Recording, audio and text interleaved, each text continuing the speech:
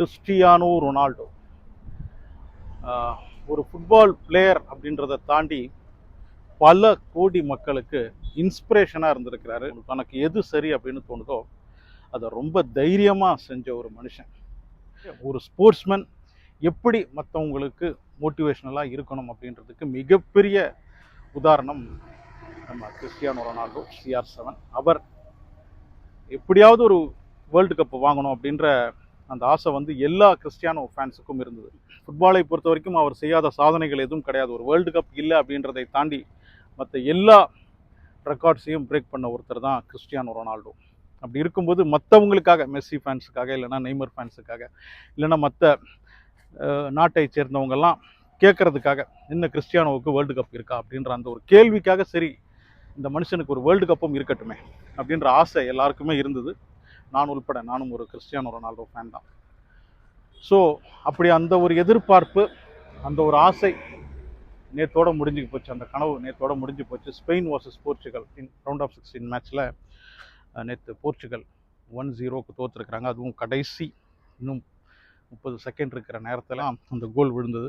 நேற்று பரவாயில்ல, கிறிஸ்டியானோ நல்லா தான் விளையாடி இருந்தார். அவரால் என்ன முடியுமோ அதை செஞ்சுருந்தார். இருந்தாலும் போர்ச்சுகலால் ஸ்பெயினுடைய அந்த வலையில் ஒரு கோலை அடிக்க முடியாமல் போச்சு. உடன் குரோஷியாவுடன் நடந்த அந்த ஒரு நாக் அவுட் மேட்ச்சில் கூட கிறிஸ்டியானோ ரொனால்டோ அவர் பேட்டிலாம் கொடுக்கல.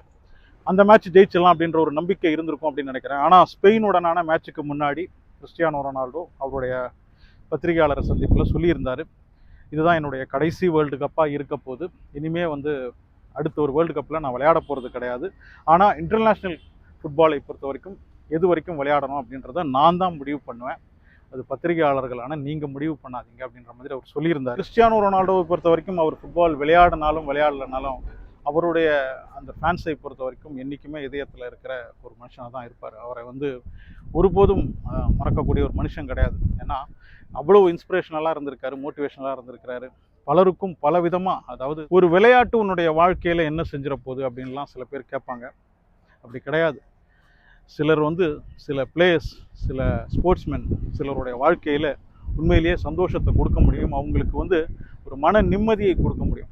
சில குருஸ் அப்படிலாம் சொல்லுவாங்க இல்லையா, சில பேர் வந்து குருவை நாடிலாம் போவாங்க இல்லையா, அந்த மாதிரி சில ஃபுட்பால் பிளேயர்ஸோ இல்லைனா கிரிக்கெட் பிளேயர்ஸோ சில ஸ்போர்ட்ஸ்மென்ஸ் எல்லாம் வந்து பல மனிதர்களுடைய வாழ்க்கையில் சந்தோஷத்தையோ அமைதியையோ நிம்மதியையோ கொடுத்துக்கிட்டு தான் இருந்திருக்கிறாங்க. கிறிஸ்டியானோவும் அந்த மாதிரி ஒருத்தர் தான். அவரால் ஒருத்தருக்கு எந்த அளவுக்கு உதவி செய்ய முடியுமோ அந்த அளவுக்கு அவரும் போய் உதவி செஞ்சுருக்கிறார். இப்போ சமீபத்தில் இந்த வெனிசுலாவில் வந்து நிலநடுக்கம் ஏற்பட்டு அங்கே ஒரு பையனுக்கு அப்பா அம்மாவை இழந்து ஒரு கால் போய் அங்கே ரொம்ப மனவேதனையில் இருக்கும்போது, சின்ன பையன் 10-12 வயசு தான் இருக்கும்னு நினைக்கிறேன், கிறிஸ்டியானோ ரொனால்டோவுடைய ஃபேனாக இருந்திருக்கான் அப்படின்னு தெரிஞ்சு அந்த விஷயம் எப்படியோ கிறிஸ்டியானோவுக்கு தெரிஞ்சு கிறிஸ்டியானோ அந்த பையனுடன் வீடியோ காலில் பேசியிருக்கிறார். ஸோ அந்த மாதிரி அவரால் என்ன செய்ய முடியுமோ தன்னுடைய ஃபேன்ஸுக்காக இருந்தாலும் சரி, இந்த உலகத்துக்காக இருந்தாலும் சரி, பாலஸ்தீனுக்கெல்லாம் அவரால் முடிஞ்ச பல உதவிகள் அவர் செஞ்சுருக்கிறாரு. பாலஸ்தீனுக்காக நின்று இருக்கிறாரு. ஸோ அந்த மாதிரி ஒரு தைரியமாக நிற்கிற மனுஷன். என்னுடைய முடிவை நான் தான் எடுப்பேன். எந்த ஒரு கார்ப்பரேட்டோ இல்லை வேறு எந்த ஒரு மனிதனும் எடுக்க முடியாது. நான் எடுக்கிற முடிவு என்னுடையது. நீ எப்படி வாழணும் அப்படின்றத நீ தான் முடிவு பண்ணணும் அப்படின்றத பலருக்கும் உணர்த்திய ஒரு மனிதன் தான் கிறிஸ்டியானோ ரொனால்டோ. ஃபுட்பால் கிரவுண்டில் விளையாடினதை விடுங்க, இந்த மனுஷன் வந்து பெரிய பெரிய கார்ப்பரேட்டோடலாம் விளையாடி இருக்கிறாரு, தைரியமாக எதிர்த்து நின்று இருக்காரு அப்படின்றதுக்கு நமக்கு அந்த கொக்கோகோலா இன்சிடென்ட் ஞாபகம் இருக்கு இல்லையா. கொக்கோகோலாலாம் குடிக்காதீங்க, தண்ணி குடிங்க அப்படின்னு அவ்வளவு மீடியாவுக்கு முன்னாடி தைரியமாக சொன்ன ஒரு மனுஷன். அந்த மாதிரிலாம் வேறு எந்த ஒரு பிளேயரும் கார்ப்பரேட்டோடலாம் கிரவுண்டில் விளையாடுறத விடுங்க, பெரிய பெரிய முதலைங்களோடைய விளையாடினவர் கிறிஸ்டியானோ ரொனால்டோ. அவ்வளோ தைரியமான மனுஷன், மோட்டிவேஷன் கொடுத்த ஒரு மனுஷன், இன்ஸ்பிரேஷனாக இருக்கிற மனுஷன். எவ்வளவோ பேருக்கு எவ்வளவோ சேரிட்டி. கிறிஸ்டியானோடைய கதை அப்படின்னும் போது அடுத்து ஒரு குழந்தை வேண்டாம், இந்த குழந்தைய அபார்ஷன் பண்ணிடலாம் அப்படின்னு அபார்ஷன் பண்ணுற அளவுக்கு போன ஒரு ரொம்ப ஏழ்மையான ஒரு குடும்பத்தை சேர்ந்தவர் தான் கிறிஸ்டியானோ ரொனால்டோ.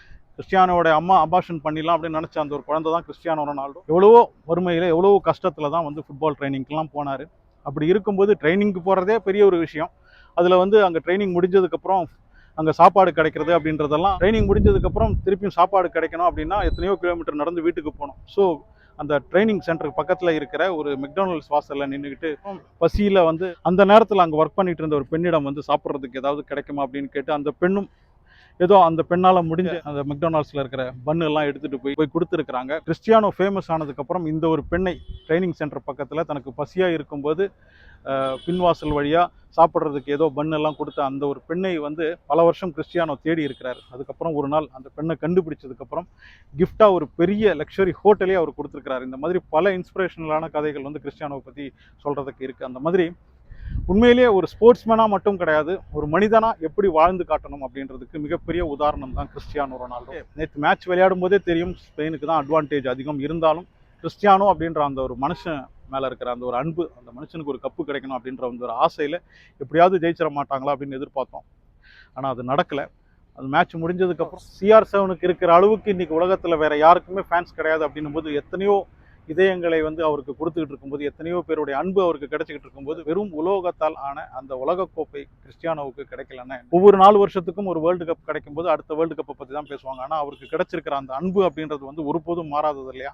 ஸோ அவ்வளோ பெரிய அன்பு அவருக்கு கிடைச்சிருக்கு. அது போதுமே. 20 வருஷத்துக்கும் மேலே நம்மளுடைய வாழ்க்கையில் எவ்வளவோ சந்தோஷத்தில் கிறிஸ்டியானோவை நினச்சி பார்த்துருக்குறோம். அவருடைய வாழ்க்கை வந்து நமக்கு மோட்டிவேஷனலாக இருந்திருக்கு. அப்படி இருக்கும்போது அதையெல்லாம் விட்டுட்டு கிறிஸ்டியானோவுக்கு ஒரு வேர்ல்டு கப் கிடைக்கலன்னா என்ன அப்படின்னு என்னையே நான் சமாதானப்படுத்திக்கிட்டேன். அப்படி இருந்தாலும் சின்ன ஒரு வழி இருக்க தான் செய்யுது. புகழ்பெற்ற மனிதனாக, ஒரு ஸ்போர்ட்ஸ்மேனாக, ஒரு செலிபிரிட்டியாக எந்த அளவுக்கு முன்னுதாரணமாக ஒருத்தருடைய வாழ்க்கை இருக்கணும் அப்படின்றதுக்கு கிறிஸ்டியானோவுடைய லைஃப் தான் மிகப்பெரிய உதாரணம். அப்படி நினைக்கும்போது ரொம்ப பெருமையாக இருக்குது. அந்த மனுஷனை நினைக்கும்போது ரொம்ப பெருமையாக இருக்குது. அந்த மனுஷனுடைய ஃபேனாக நான் இருக்கேன் அப்படின்றபோது எனக்கும் சந்தோஷமாக இருக்குது. உலகத்திலேயே மிகப்பெரிய செலிப்ரேஷன் அப்படின்னா பல பண்டிகைகளை நம்ம சொல்லுவோம் இல்லையா?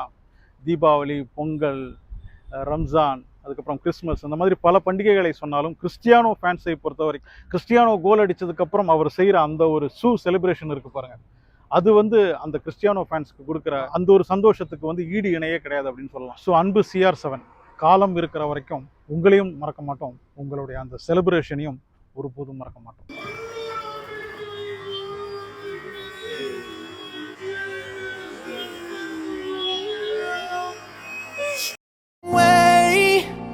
From tell you